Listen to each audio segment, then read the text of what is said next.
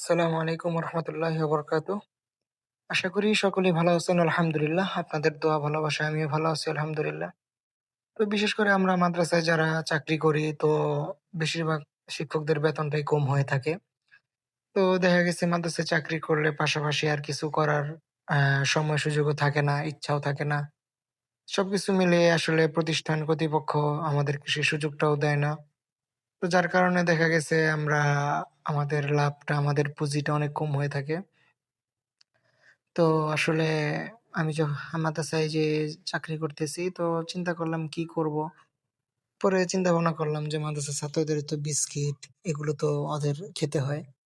এটা তো ওদের সকালবেলা বিকেলবেলা নাস্তার জন্য ওদের এটার প্রয়োজন হয়ে থাকে। তো যার কারণে আমি চিন্তা ভাবনা করে মাদ্রাসার ভিতরে ছোটখাটো কিছু মাল তুললাম। ২-৩ হাজার টাকার মাত্র বিস্কিট আর বাচ্চাদের চিপস আর কিছু চকলেট তুললাম আরকি।